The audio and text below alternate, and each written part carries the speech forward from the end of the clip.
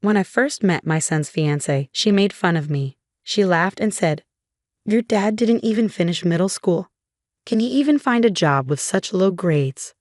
Her dad joined in, saying, "I can't believe he dropped out of high school and doesn't even work." And to add to that, they only serve food for themselves, leaving me out. The fiancé's mom explained cheerfully, "I only cook for my family." At a family gathering, someone said, "I've never seen parents act this way." Feeling hurt by my son and others, I decided to stand up for myself. I told them, "Say what you want," and left the restaurant in frustration. My name is Stephen Walker, and I turned 60 this year. I have a son named Michael, who's 25. Our relationship is rocky, and he rarely visits. I often blame myself for not raising him well, especially since my wife passed away when Michael was young. My wife had been weak since she was young, and she died when she was just 45. At her funeral, I didn't care about the disapproving looks from relatives. I felt lost like a child. My son, Michael, stayed strong, urging me to say goodbye to Mom. But my sorrow only lasted during the funeral. At that time, I was running a real estate business passed down from my father. The day after my wife's funeral, I woke up to calls from clients. I had responsibilities to fulfill, and I had to raise Michael on my own. I woke up from my days with those urgent calls and rushed to my office. Simultaneously, I started attending school events and PTA meetings, trying to fill the void left by my wife. But handling work and school commitments alone proved too much. I reluctantly closed my business temporarily and passed my clients to another agency to focus on being there for Michael. However, when I showed up at one of Michael's school events, he glared at me and said, "Dad, I told you not to come." He even whispered, "Don't let anyone know you're my dad," leaving me feeling like a stranger. Today, as I participate in PTA activities, I wear a name tag with the name Walker, unsure of where I truly belong. I couldn't understand why my son suddenly started ignoring me, but it didn't take long for me to figure it out. "Isn't that your dad over there? What's he doing at school on a weekday? Doesn't he have a job?" My mom remarked, "I heard your dad lost his job after your mom passed away." One of Michael's classmates chimed in. Michael stayed quiet, avoiding eye contact as the teasing continued. I hurried over, trying to explain, "I'm just taking a break from work. It's like your summer or winter vacation." But instead of easing the situation, my words only made things worse for Michael. His classmates mocked him further, saying things like, "Your dad's just pretending to take a break.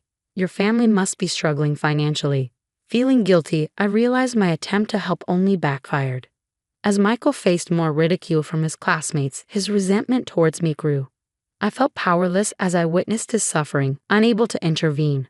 Countless nights, I found myself in tears, overwhelmed by a sense of helplessness.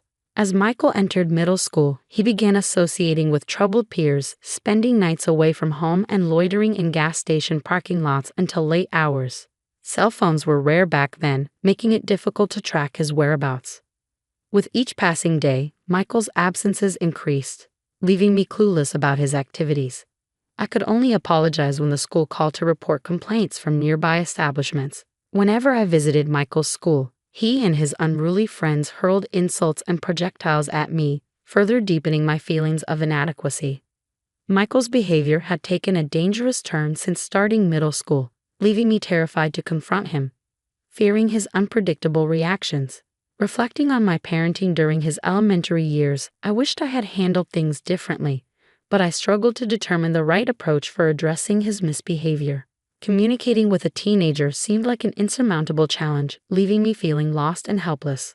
Michael showed no regard for attending school, frequently skipping classes and even running away during lessons. His academic performance plummeted to the lowest point.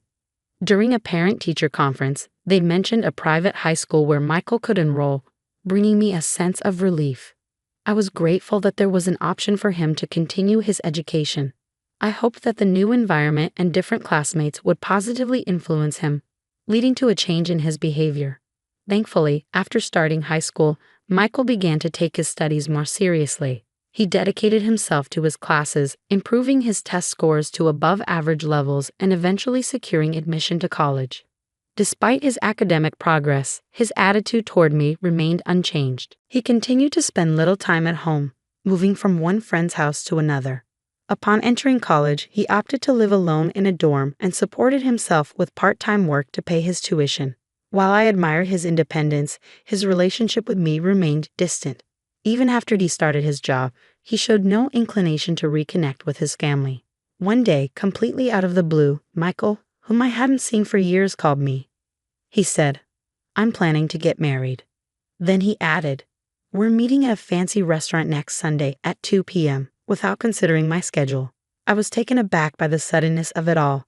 But when I expressed my concerns, he simply responded, "If you can't make it, don't bother," and hung up abruptly. Despite feeling conflicted, I couldn't deny that he was my only son. So I decided to attend the meeting for his sake. When I arrived at the restaurant, his future in-laws were already there, greeting me with rudeness. I retorted, feeling annoyed by their attitude, but they denied having invited me at all. They were as cold as Michael had been on the phone.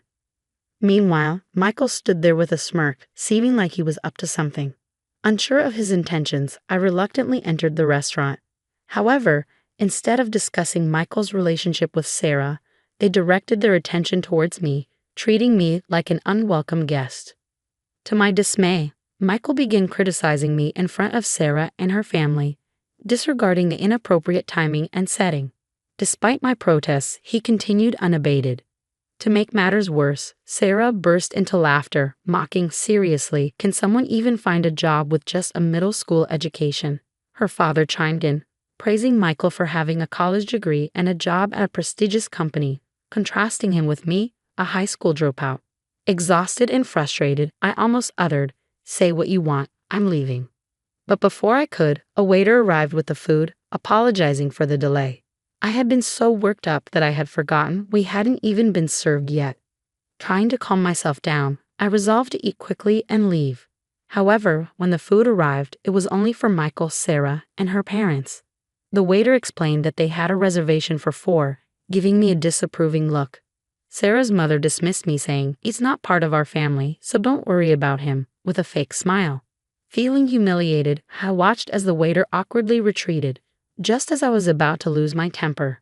Sarah's dad interrupted me sharply, declaring, "We don't associate with high school dropouts like you. Our family is filled with bank employees and doctors from top companies. You don't belong here. Please leave."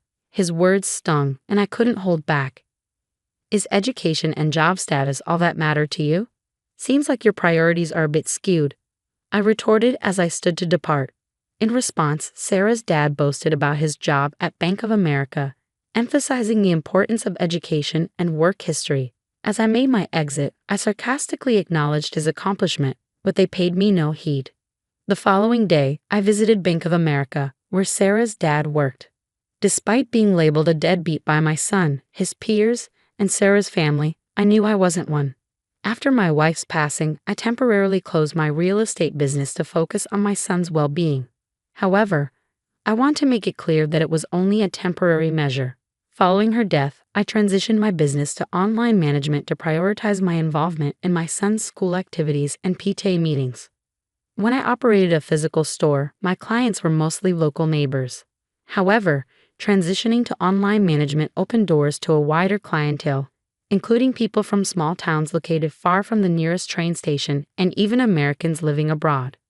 This shift allowed me to receive more inquiries about renting and buying properties from these individuals.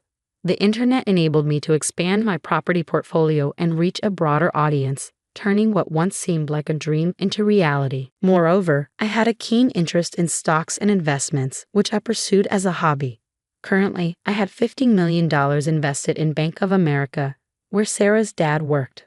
Upon reaching the bank, I immediately requested to speak with the branch manager and recounted the events from the previous day. "One of your employees mentioned that this bank values trust based on educational background and work history. Due to that statement, I've lost faith in this bank. Could you please proceed with closing my account?" The branch manager apologized profusely and explained the account closure process, visibly distressed. "Oh, I almost forgot something important. There's a tenant in one of my apartments who hasn't paid rent for 2 years. I've been lenient because he's my son, but not anymore. I sent him a notice demanding payment for 2 years' worth of rent."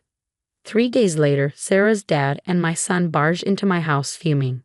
Why did you report me to the branch manager? That was sneaky, Dad. And what's with the eviction notice?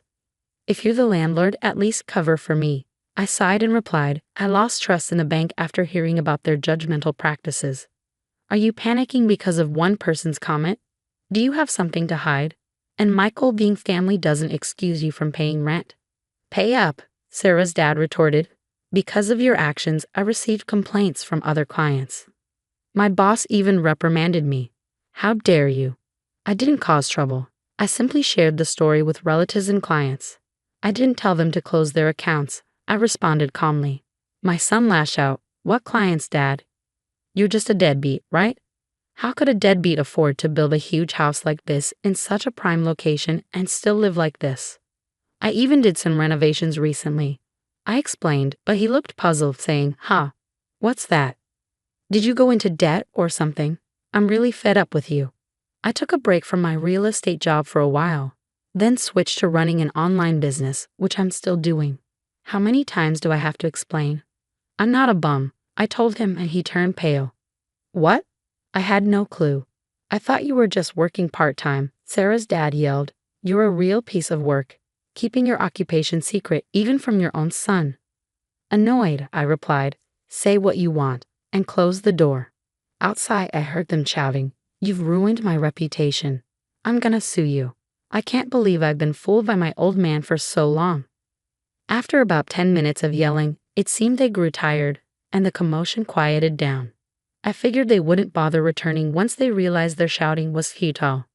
With a sigh of relief, I headed to the kitchen to brew a cup of coffee. Suddenly, I heard my son's voice outside again, accusing me of being a liar.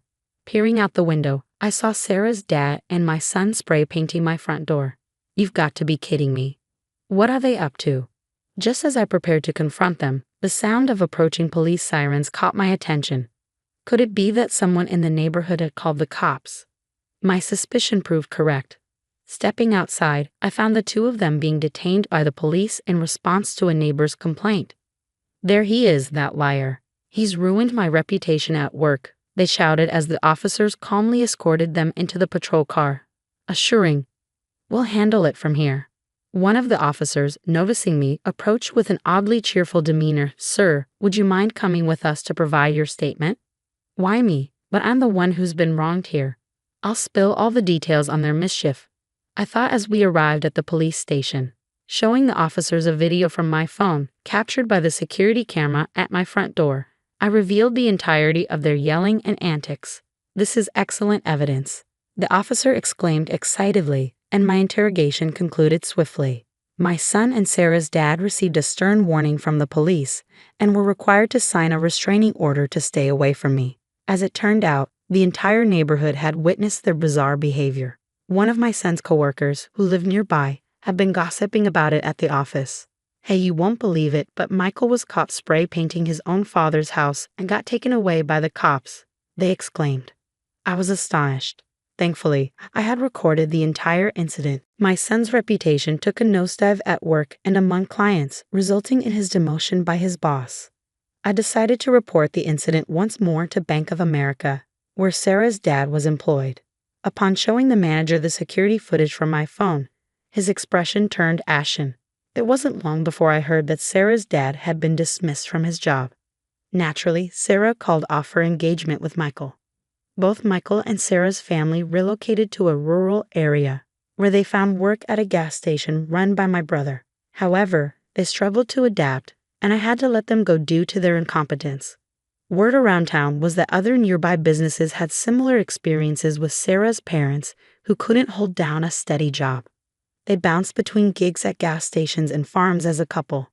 Additionally, I learned that Sarah had lavished expensive gifts, including watches, on her boyfriends, including my son, and had accrued significant debt as a result. Her parents used their part-time earnings to repay her debts, leaving them financially strained. It remains a mystery how they managed to make ends meet. Fast forward 5 years and my son, now 30, seems to have turned over a new leaf after experiencing kindness in the small town he moved to. He came to me a few times, sincerely apologizing for his past behavior. I was naive and immature. I didn't bother to understand your job and simply dismissed you as a good-for-nothing. I deeply regret it. Witnessing my son's change in attitude, I decided to invite him to live with me. He now works at a company near my home and gradually lends a hand with my work. However, let me be clear, he still has much to learn, and I'm cautious about fully trusting him. While I'm hesitant to delegate all my responsibilities to him, I'll observe his work ethic and attitude closely before making any decisions. If he demonstrates genuine transformation, I may consider passing on the management of my business to him. But if I were to mention this, he might get overly eager and impulsively resign, so I'll keep my plans to myself. Living with my son, I hold on to the hope that one day I'll feel comfortable entrusting him with everything.